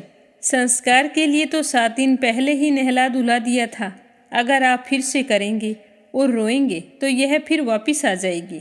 तुम 4 भाई हो, 5वें की जरूरत नहीं है, इसे जल्दी से उठाओ और फटाफट जलाकर आ जाओ, जिससे कि इनकी गति हो जाए। तो सारे भाई आपस में बात करने लगे कि पहले भी हम लोगों को इकट्ठा करके शर्मिंदा हो चुके हैं, अब कौन आएगा? सारे के सारे यही कहेंगे कि क्या पता तुम्हारी माँ फिर से जिंदा हो जाए। तो यह सोचकर चारों भाइयों ने अपनी माँ को उठाया और शमशान की ओर चल पड़ी। तो रास्ते में पीपल के पेड़ के नीचे बैठी कुछ औरतें कहानी सुन रही थी। तो बुढ़िया माई के बेटे को इस भांति जाते हुए देखकर सारी समझ गई, एक दूसरे से कहने लगी कि कार्तिक का पावन महीना है, बुढ़िया माई तो मर गई और बहुओं ने भजन तक भी नहीं गाए, चलो हम सब वहाँ पर भजन गाने के लिए चलती हैं, राम का नाम लेंगी तो बेचारी बुढ़िया की मोक्ष हो जाएगी। यह विचार करके सारी बुढ़िया माई के घर पहुँच गई और जाकर भजन गाने लगी। उधर बुढ़िया माई का दाह संस्कार कर दिया और उसके बेटे घर आ रहे थे। तो उन्हें आता हुआ देखकर भजन गाने वाली औरतों ने बुढ़िया माई की बहुओं से कहा कि जाओ जल्दी से यहाँ लाकर दरी बिछा दो। तो सारी की सारी कहने लगी कि जब संस्कार करके वापिस आएंगे तभी हम दरी बिछाएंगे, क्या पता हमारी सासू माँ जिंदा होकर वापिस आ जाए। तो भजन गाने वाली औरतें कहने लगी कि ये देखो सारे के सारे लोग आ गए हैं, अब तो दरी बिछा दो। तो दरी बिछा दी और फिर भजन गाने वाली औरतों ने खूब भजन गाए, फिर अपने अपने घर चली गई। अब दरी पर बैठे बूढ़ी माई के बेटे एक दूसरे के मुंह को ताकने लगे और कहने लगे कि अब क्या करें, कहाँ से चाय पानी का प्रबंध करें। माँ तो भगवान के घर चली गई और हमारे लिए कुछ भी छोड़कर नहीं गई है। तो अड़ोसी पड़ोसी भी आपस में चर्चा करने लगे कि चलो भाई बुढ़िया माई के परिवार वालों को चाय पानी पिलाकर आते हैं, रोटी पानी खिलाते हैं। आज उनकी माता ने 100 वर्ष पूरे कर लिए हैं, आज तो हमें ही खिलाना पिलाना होगा, कल तो बेचारे अपने आप देख लेंगे। तो उनमें से एक आदमी कहने लगा कि चलो आज मैं जाता हूँ, उन्हें चाय पिला आता हूँ और सबका हाल चाल पूछाऊँगा। और फिर उस पड़ोसी ने अपनी पत्नी से कहा कि चाय बनाओ।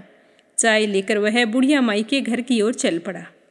उधर बुढ़िया माई के बेटे की बड़ी बहू अपने परिवारजनों को चिंता मगन देखकर घर के अंदर गई और जैसे ही उसने बुढ़िया माई के संदूक को खोला तो वह संदूक रुपये पैसों से भरा पड़ा था। तो वह देखकर हैरान हो गई। रसोई में गई तो वहाँ आटे के बोरे, गुड़, खांड, खाने पीने का सारा सामान मौजूद था। सब्जियाँ, मसाले सब कुछ पड़ा था। उनकी रसोई सारी सामग्रियों से युक्त थी। तो यह देखकर बहू बहुत ही खुश हुई, सोचने लगी कि माँ अपने बेटे पोतों के लिए बहुत दान धर्म करती थी और अपने घर में भी वह धन वापस देकर गई है। यह सोचकर खुशी खुशी बाहर आई और अपने पति से कहने लगी कि आप एक बार अंदर आइए। तो उसका पति कहने लगा, अभी तो माँ का संस्कार करके आए हैं, कैसे तो घर के अंदर जाएं और कैसे घर के बाहर जाएं। तो बहू कहने लगी कि मैंने आपको स्नान करने के लिए पानी डाल दिया है, आप जल्दी से स्नान करो और अंदर आओ, हमें बाहर जाने की कोई ज़रूरत नहीं है। तो यह सुनकर उसके पति ने स्नान किया और फिर अंदर गया। अपनी पत्नी के कहे अनुसार संदूक को खोला तो देखा उसके अंदर तो खूब सारे रुपए पड़े थे। तो उसकी पत्नी कहने लगी कि अब चलो रसोई घर में। तो रसोई घर में जाकर देखा तो रसोई में खाने का सारा प्रबंध था। तो देखकर उसका पति हैरान हो गया और अपनी पत्नी से कहने लगा कि माँ तो हमें बहुत सारा धन देकर गई है। तो फिर दोनों पति पत्नी बाहर आए। अपने भाइयों को और बहू ने अपनी देवरानियों से कहा कि चाय बनाओ, चावल बनाओ और रोटी सब्जी बनाओ। संस्कार के बाद जब घर आते हैं तो कांदियों के लिए चावल बनाने होते हैं। तो उसकी देवरानियां कहने लगी कि जेठानी जी हमारे घर में तो कुछ भी नहीं है। तो उसकी जेठानी बोली कि तुम घर के अंदर जाओ और देखो कि क्या है क्या नहीं है। तो यह सुनकर सारी बहुएं अंदर गई तो देखा रसोई में सारा सामान पड़ा था। फिर वे सारी अपने अपने कमरों में गई। सभी ने अपने अपने संदूक खोले। बड़ी बहू के संदूक में चौगुना धन था, बाकी सबके संदूक में थोड़ा थोड़ा, और छोटी बहू के संदूक में कुछ नहीं था। जैसा पहले था वैसा ही अब पड़ा था, क्योंकि उसने कभी भी बुढ़िया माई की सेवा नहीं की थी और ना ही कभी मीठे शब्दों में बातचीत की थी। तो उसी समय उसका पड़ोसी चाय लेकर उनके घर आया तो देखता है कि उनके चूल्हे में तो आग जल रही थी, कहीं सब्जी बन रही थी, कहीं चाय, कहीं रोटी, कहीं दाल पक रही थी। तो यह देखकर उनका पड़ोसी तो हैरान हो गया और सोचने लगा कि इनका काम तो अच्छे से चल रहा है। ऐसा मन में विचार करता हुआ वह पड़ोसी बुढ़िया माई के बेटों से कहने लगा कि मैं तो आपके लिए चाय लेकर आया था और आप तो चाय बना रहे हैं। तो बुढ़िया माई का बेटा बोला कि चाय तो दे दो, परंतु रोटी मत लाना, क्योंकि रोटी तो ये देखो हमारे घर में बनाई जा रही है। हमारी माँ हमें सब कुछ देकर गई है, उसने हमारे लिए ही दान पुण्य किया था और आज वो हमें सब कुछ मिल गया है। आज हमारे घर में अन्न और धन की कोई कमी नहीं है। हे धरती माता, जैसे आपने बुढ़िया माई का अगला और पिछला सुधार किया वैसे ही सबका सुधारना। जैसे बुढ़िया माई को धरती मिली वैसी धरती माता सबको मिले। जो भी औरत कार्तिक स्नान करके व्रत रखे, दान पुण्य करे, धरती माता की कथा सुने, उसकी 7 पीढ़ियां राज करे। बोलो धरती माता की जय हो। अब अपने सुनते हैं कार्तिक मास महात्म्य का अगला अध्याय। श्रद्धा भाव से सुनते रहिए। बोलो श्री कृष्ण भगवान की जय हो। कथा सुनकर सारे ऋषि सूत जी से कहने लगे कि हे सूत जी, अब आप हमें तुलसी विवाह की विधि बतलाइए। तो उनकी बात सुनकर सूत जी कहने लगे कि कार्तिक शुक्ल नवमी को द्वापर युग का आरंभ हुआ था, अतः यह तिथि दान और उपवास के लिए बहुत ही फलदायी मानी गई है। इस तिथि को मनुष्य अगर शास्त्रोक्त विधि से तुलसी के विवाह का उत्सव करे तो उसे कन्यादान का फल प्राप्त होता है। पूर्व काल में कनक की पुत्री किशोरी ने एकादशी तिथि में संध्या के समय तुलसी की वैवाहिक विधि संपन्न की थी, जिससे वह किशोरी विधवा दोष से मुक्त हो गई थी। अब मैं उसकी विधि बतलाता हूँ। 1 तोला सोना लेकर भगवान विष्णु की सुंदर सी प्रतिमा तैयार करवाएं, या फिर अपनी श्रद्धा के अनुसार आधे या चौथाई तोले की प्रतिमा बनवा सकते हैं। फिर तुलसी और भगवान विष्णु की प्रतिमा में प्राण प्रतिष्ठा करके षोडशोपचार पूजा करें। पहले देश काल का स्मरण करके गणेश जी का पूजन करें, फिर पुण्य वाचन करवाकर नांदी श्राद्ध करें। तत्पश्चात वेद मंत्रों के उच्चारण और बाजे आदि की ध्वनि के साथ भगवान विष्णु की प्रतिमा को तुलसी जी के निकट लाकर रखें। प्रतिमा को वस्त्रों से आच्छादित करना चाहिए। उस समय भगवान जी का आह्वान करें कि भगवान केशव, आइए देव, मैं आपकी पूजा करूंगा, आपकी सेवा में तुलसी को समर्पित करूंगा, आप मेरे मनोरथों को पूर्ण कीजिए।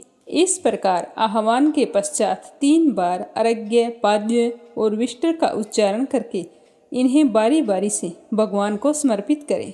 फिर आसमनीय पद का 3 बार उच्चारण करके भगवान को आचमन कराएं।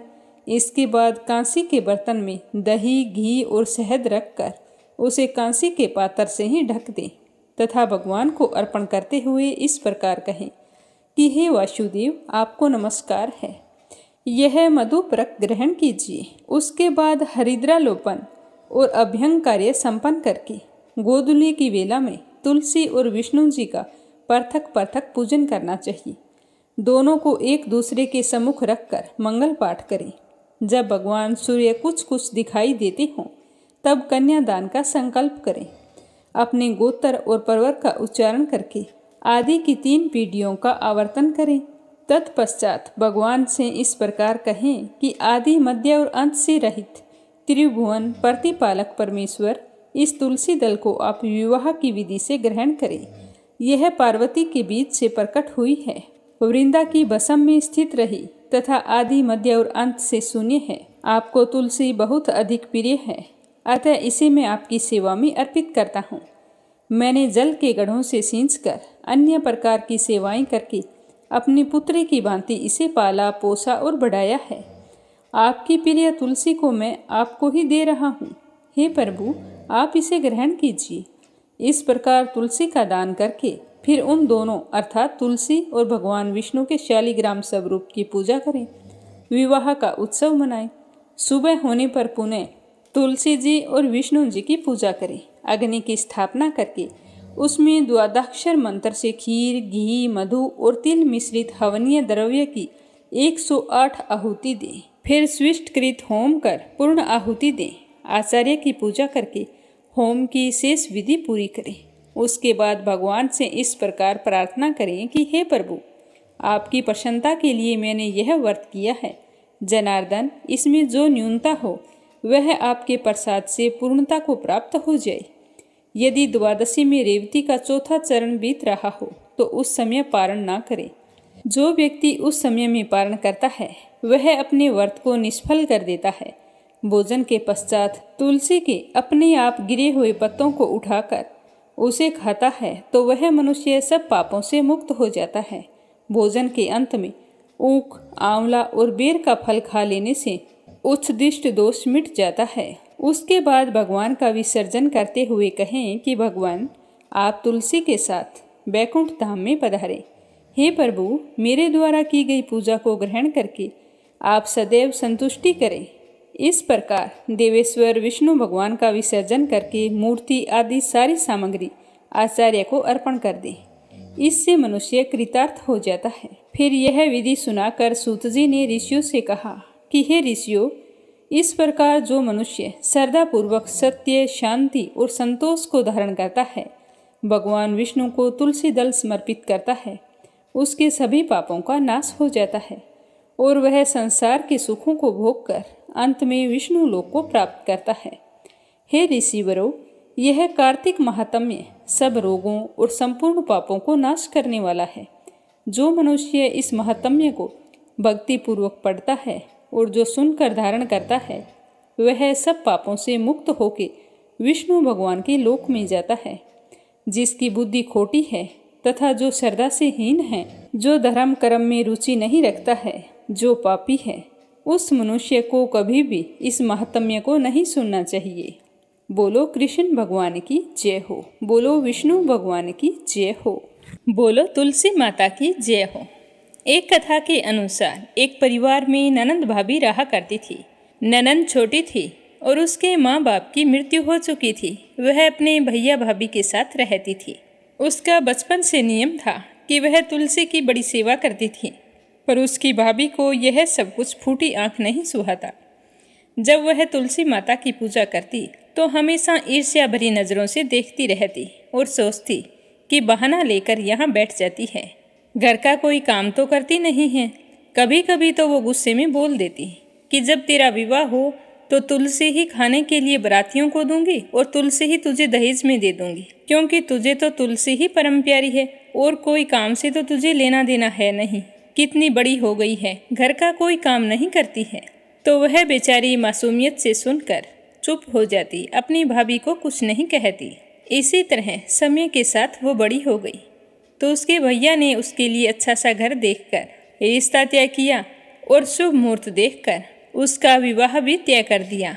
जिस दिन उसकी शादी होनी थी तो उसका भाई जैसे ही बरातियों के लिए कुछ खाने पीने का प्रबंध करता तो उसकी पत्नी मना कर देती। उसने कहा कि अगर तुमने ऐसा कुछ किया तो मैं घर छोड़कर चली जाऊंगी। तो अपनी पत्नी का इतना रूखा व्यवहार देखकर वो बड़ा ही दुखी रहता कि बरातियों को मैं क्या खिलाऊंगा, उनका स्वागत सत्कार कैसे करूंगा। जैसे ही बारात घर के सामने आई तो उसकी पत्नी ने तुलसी के गमले को उठाया और बरातियों के सामने उसके टुकड़े टुकड़े करके रख दिए।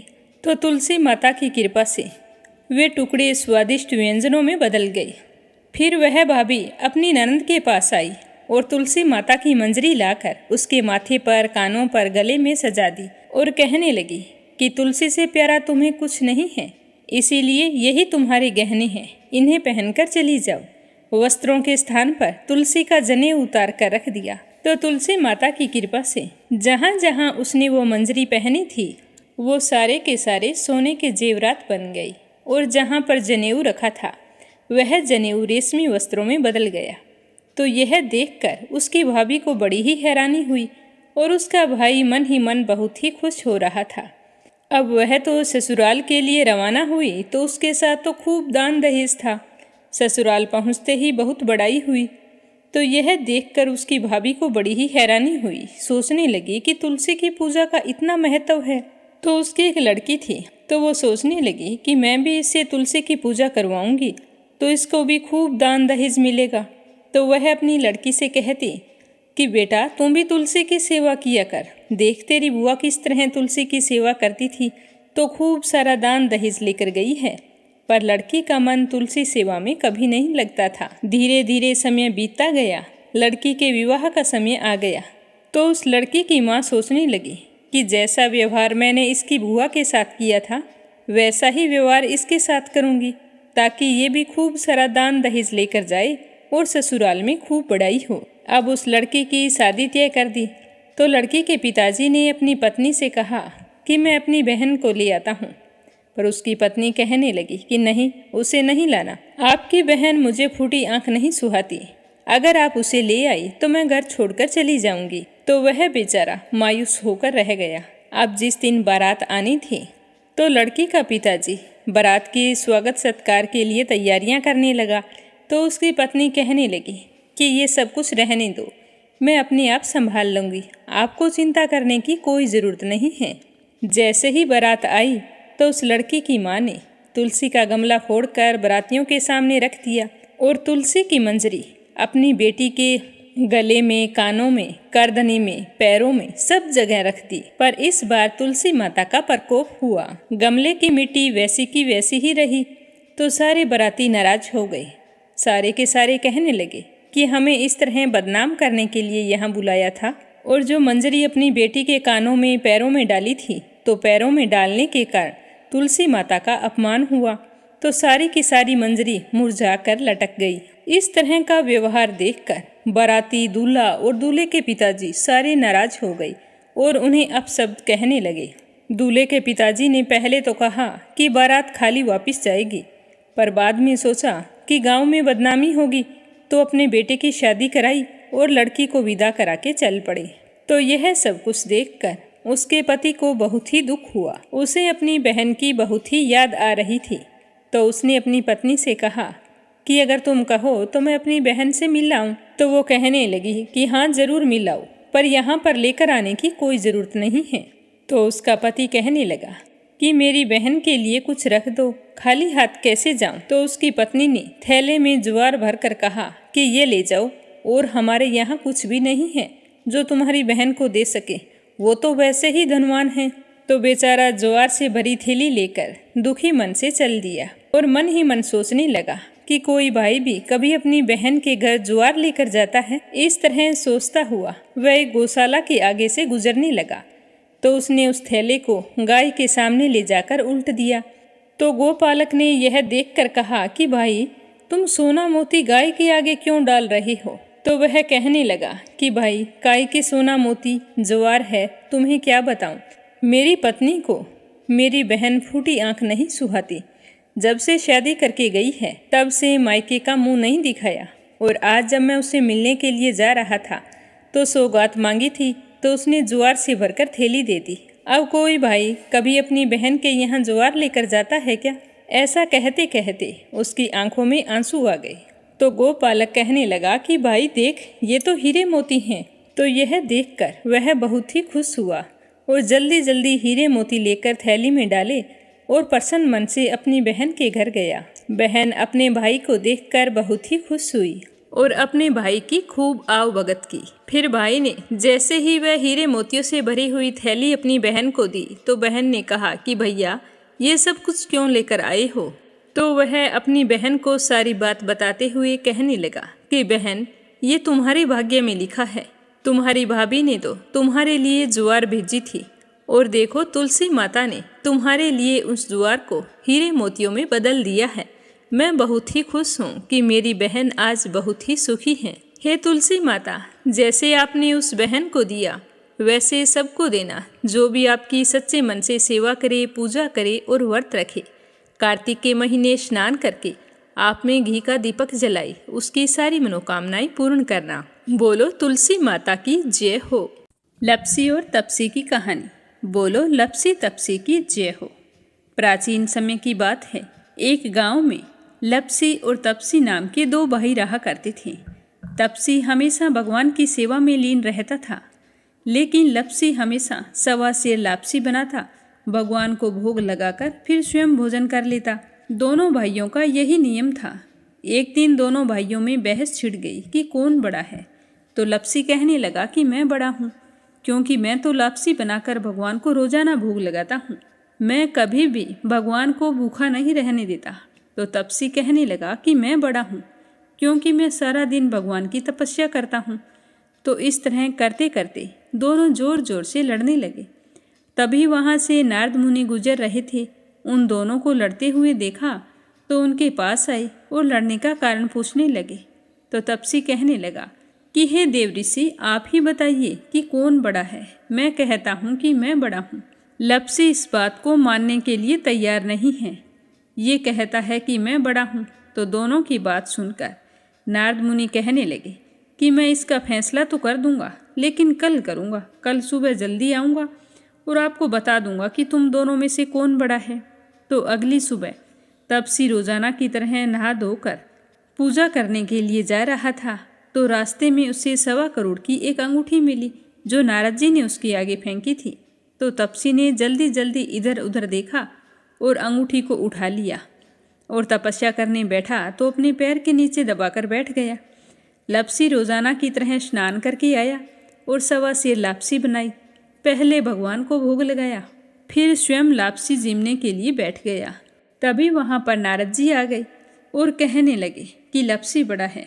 तो तपसी कहने लगा कि इसका क्या कारण हो सकता है, ये कैसे बड़ा है, ये कभी पूजा पाठ नहीं करता है। तो नारद जी कहने लगे कि इसके मन में लालच नहीं है, जो भी करता है बड़े ही श्रद्धा भाव से करता है। इसका नियम है कि रोजाना भगवान को भोग लगाना। इसका नियम कोई भी भंग नहीं कर सकता, लेकिन तुम्हारा नियम भंग हो चुका है। तो तब से कहने लगा कि कैसे, मैं नियम से रोजाना भगवान की पूजा करता हूँ। तो नारद मुनि कहने लगे कि तुम खड़े होकर अपना पैर उठाओ। तो तपसी जैसे ही खड़ा हुआ तो उसके पैर के नीचे 1.25 करोड़ की अंगूठी पड़ी थी। तो नारद जी कहने लगे कि तूने इसे चुराया है, जिससे तेरी तपस्या भंग हो गई है। तपसी हाथ जोड़कर नारद जी के सामने खड़ा हो गया और कहने लगा कि मुझसे गलती हो गई, आज के बाद मैं ऐसी गलती कभी नहीं करूँगा। मैंने बहुत ही सच्चे मन से पूजा की है। आप ही मुझे बताइए कि मुझे मेरी पूजा का फल कैसे मिल सकता है। मैं आपसे वादा करता हूँ कि आज के बाद मैं कभी चोरी नहीं करूँगा।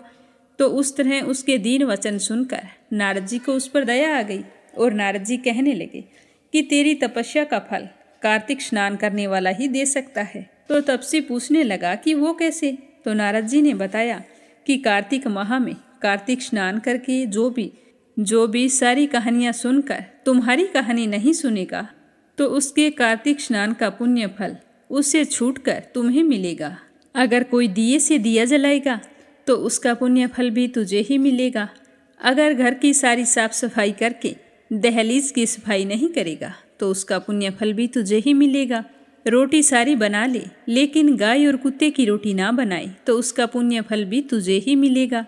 और घर पर बहन सुवासिनी आने पर उसे सूट साड़ी तीवल जो कुछ भी देते हैं, भेंट स्वरूप अगर कुछ पैसे नहीं देंगे तो उसका पुण्य फल भी तुझे ही मिलेगा। तो इस तरह नारद जी ने तपसी को पुण्य प्राप्ति का मार्ग बताया, जिसे सुनकर तपसी बहुत ही प्रसन्न हुआ और भगवान की पूजा में लीन हो गया। तभी से कहा जाता है कि हर व्रत कथा और कहानी के बाद में लपसी तपसी की कहानी जरूर सुननी चाहिए। इस कहानी को सुने बिना हमें चाहे कार्तिक का महीना हो या वैशाख का महीना हो, हमें उसके स्नान का पुण्य फल नहीं मिलता है। जब कहानी समाप्त हो जाती है तो इस तरह से कहना चाहिए कि लपसी का फल लपसी को मिले, तपसी का फल तपसी को मिले। हमारी कहानी का, हमारे पूजा पाठ और हमारे व्रत का पुण्य फल हमें मिले। बोलो लपसी तपसी की जय हो। आज हमने कार्तिक माह के सारे अध्याय और कार्तिक स्नान की कथा सुन ली है। सुनकर आपको कैसा लगा कमेंट करके जरूर बताना। भगवान श्री हरि आपकी सारी मनोकामनाएं पूर्ण करें। आने वाला साल आपके लिए खुशियां लेकर आए। तो कल से इसी चैनल पर अपनी सुनेंगे मार्गशीर्ष माह का पहला अध्याय, क्योंकि मार्गशीर्ष का महीना भगवान श्री कृष्ण को समर्पित है। इस महीने में कृष्ण कन्हैया की पूजा पाठ और श्रीमद् गीता जी का पाठ करने से पूर्व जन्म की घटनाओं को स्मरण करने वाला हो जाता है तथा वह फिर उस लोक में पहुंच जाता है जहां से फिर इस संसार में लौटने की आवश्यकता नहीं पड़ती। मार्गशीर्ष माह में किया गया पूजा पाठ आपको ईश्वर के करीब ले जाता है। तो आप सभी की मंगल कामना के साथ ओम नमः शिवाय, हर हर महादेव।